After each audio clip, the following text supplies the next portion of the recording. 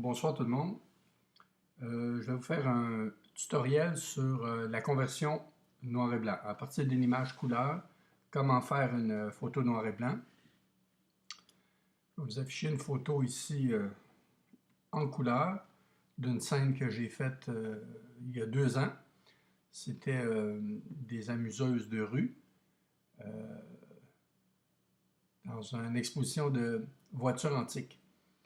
Fait que comme on peut voir ici, l'éclairage venait pas mal par l'arrière. Je n'avais pas de flash de remplissage pour faire la photo. J'ai exposé du mieux que je pouvais. Et puis on voit que quand même les visages sont un peu dans l'ombre. Normalement, si je la gardais en couleur, j'irais faire un peu de dodging, de burning pour aller éclaircir les zones qui sont dans l'ombre pour mettre mes sujets plus en avantage. On peut se sortir de cette situation-là en faisant une conversion noir et blanc parce qu'on peut changer la tonalité de la peau simplement en jouant avec les curseurs de couleurs. La peau contient toujours des jaunes, des rouges, des orangés. Lorsqu'on glisse les curseurs, on est capable d'aller les parler. Je vais vous démontrer comment on fait ça. Mais surtout, comment on fait pour pas, si admettons, on joue avec une couleur, et qu'on change la partie qu'on veut, mais on change aussi la partie qu'on ne veut pas, comme mettons ici. Comment les faire de façon sélective. Alors, pour commencer, on fait notre première couche noir et blanc. Il y a deux façons de le faire. On peut aller dans le panneau d'ajustement et choisir Black and White, ou donc descendre en bas et aller créer une nouvelle couche noir et blanc. Les deux façons donnent le même résultat. Alors, une fois qu'on a converti en noir et blanc, on a nos curseurs ici qui nous permettent d'aller changer les valeurs.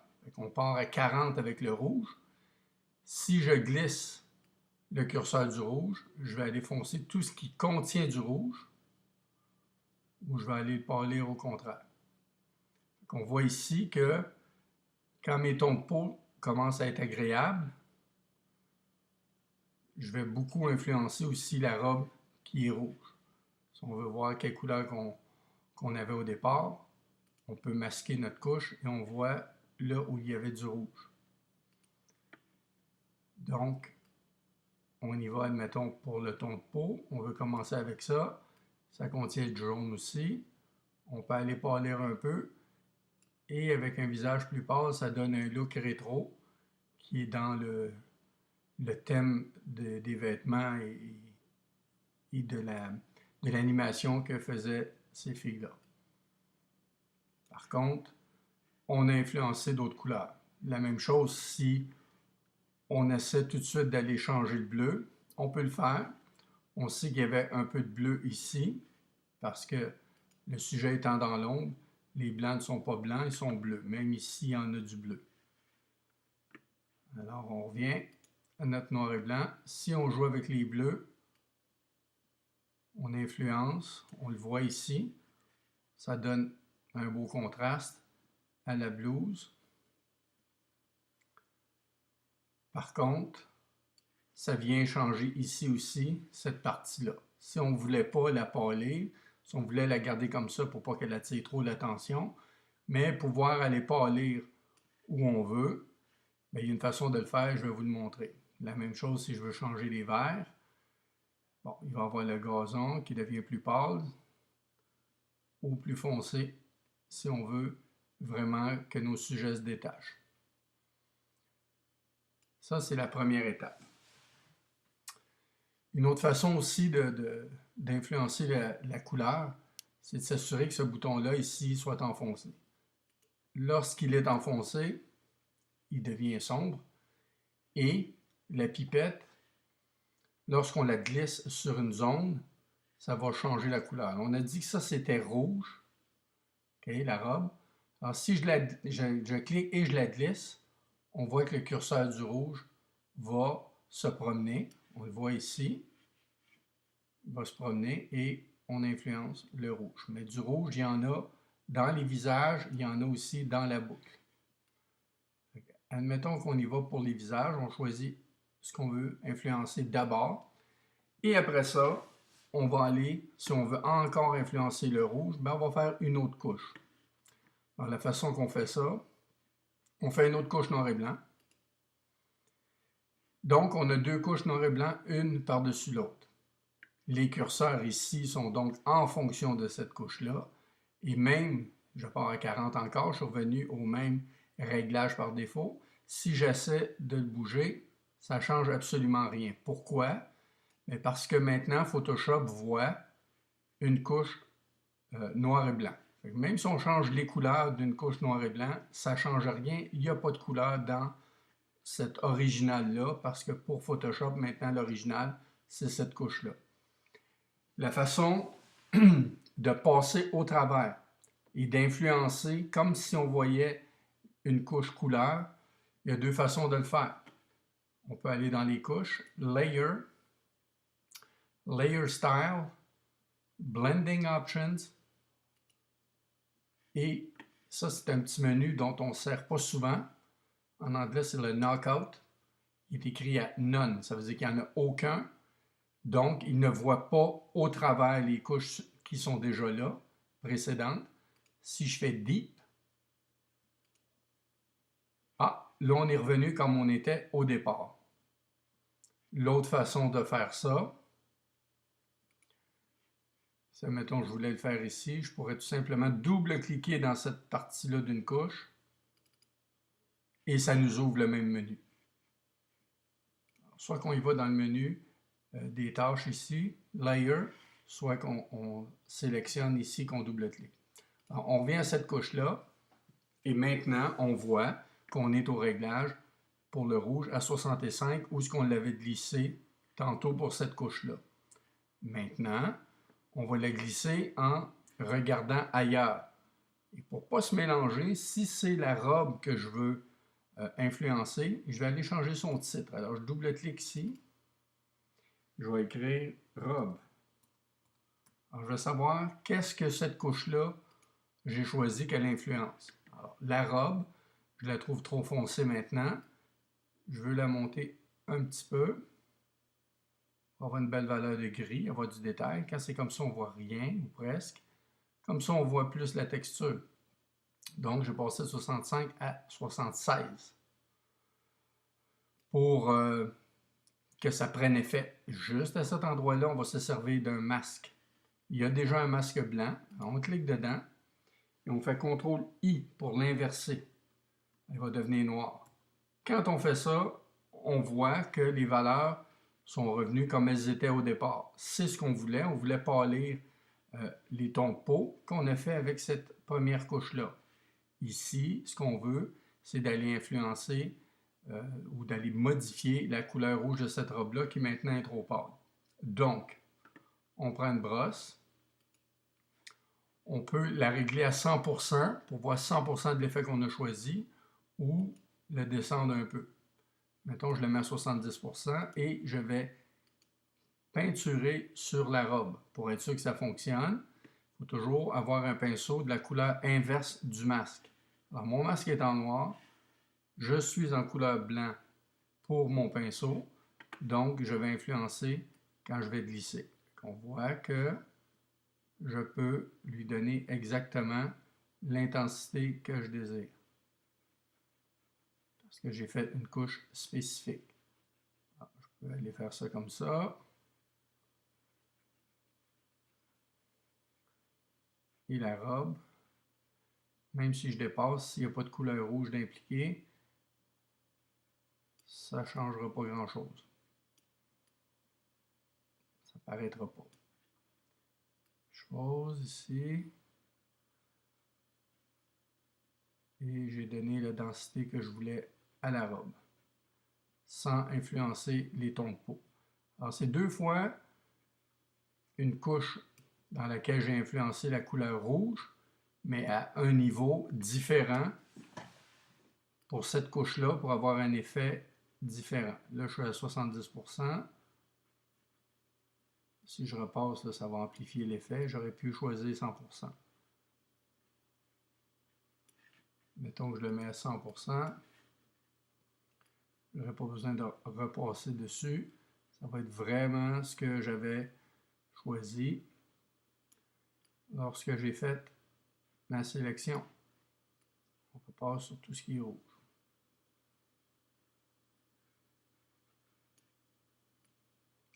Comme ça. Si, admettons, je vais influencer une autre couleur, pardon, je vais masquer les deux couches. Alors, le bleu. On disait qu'ici, on voulait avoir un peu plus de détails. Et on l'a eu en faisant ça. On voit que c'est beaucoup plus contrasté. Le prix à payer, ça a été que le chandail bleu ici est devenu trop pâle. Alors, je veux aller re-influencer la couleur bleue. Donc, on voit même quand je rajoute cette couche-là, tout ce que ça change, c'est l'endroit avec lequel on a peinturé avec le masque. C'est une couleur rouge. C'est une couleur rouge que j'ai traitée différemment d'un autre rouge dans la photo. Donc, je refais une autre couche. Je vais aller directement ici. Je vais changer le titre tout de suite pour chandail, pour savoir qu'est-ce que je veux influencer. Chandail, pour écrire bleu. Chandail bleu. Le chandail bleu que je trouve trop pâle, maintenant, c'est vrai, il faut que j'aille mettre le mode. On a vu que ça n'a rien changé parce que le mode n'est pas, le knockout n'est pas changé. Alors, je double-clique. Knockout Deep. Donc, je vais en profondeur. Et tout a changé, mais avec le masque, on va peinturer sur la partie uniquement qu'on veut changer. Alors, le bleu, qui était trop pâle ici, je peux le remettre un peu plus foncé. Il va moins influencer. Alors, je clique sur mon masque. Je fais CTRL ou commande I pour l'inverser en noir. Donc, l'effet disparaît sur l'ensemble de la photo, y compris sur la zone que je viens de modifier. Mais en choisissant mon pinceau, en m'assurant que mon masque est en noir et que mon canevas est en blanc, lorsque je vais peindre dessus à 100%, le bleu va prendre la densité que je lui ai choisie.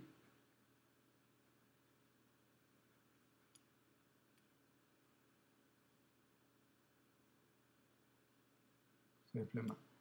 Déjà, c'est une photo qui comprend 3 couches. Une couche noir et blanc de base, qu'on a changé quelques valeurs. Une deuxième, qu'on a changé les valeurs uniquement de la robe rouge. Une troisième, qu'on a changé les valeurs uniquement du chandail bleu. Si je voulais aller influencer le fond qui est majoritairement vert, donc je voudrais aller travailler en vert, je vais faire une quatrième couche. Je vais appeler feuillage. Je vais aller changer le blending mode à deep. Je vais jouer probablement avec le cyan et le vert. Et là, j'évalue de quelle façon je veux avoir. Admettons que je veux garder un mode léger.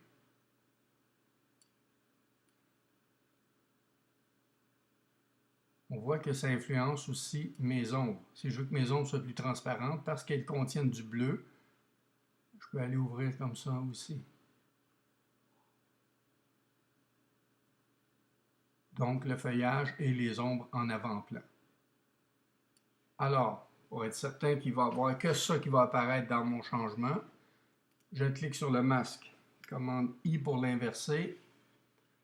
Je prends mon pinceau et je vais aller peindre sur le fond de façon à ce que vous voyez à quel point les valeurs vont changer. On regarde du détail à l'intérieur de la voiture parce qu'il y a certainement du vert. Ici.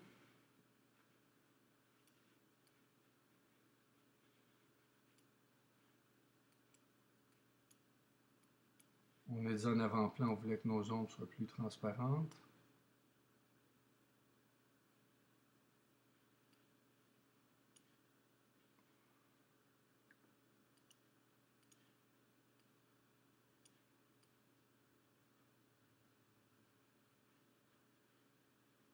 Le contraire se produit.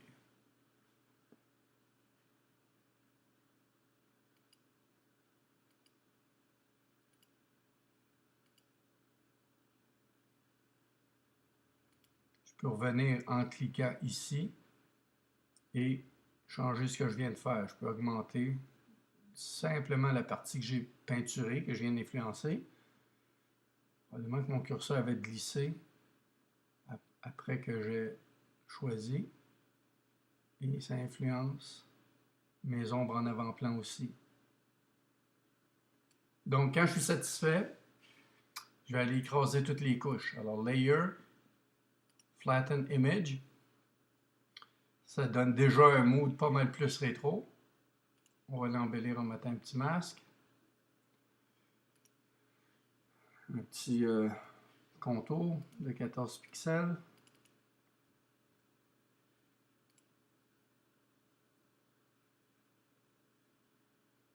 On va faire un peu plus grand.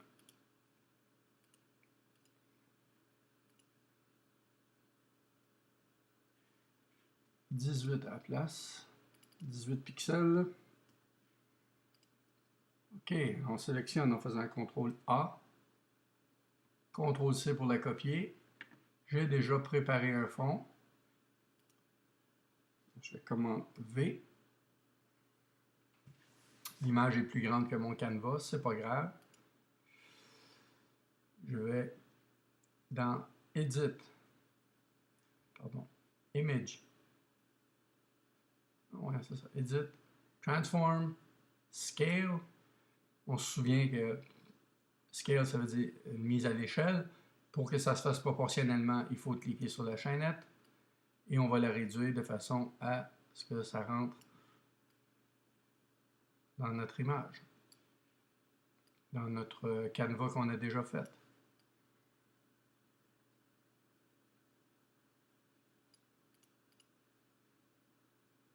Comme ça.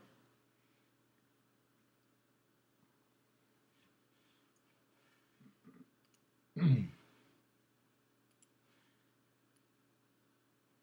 peut déplacer pour centrer le tout.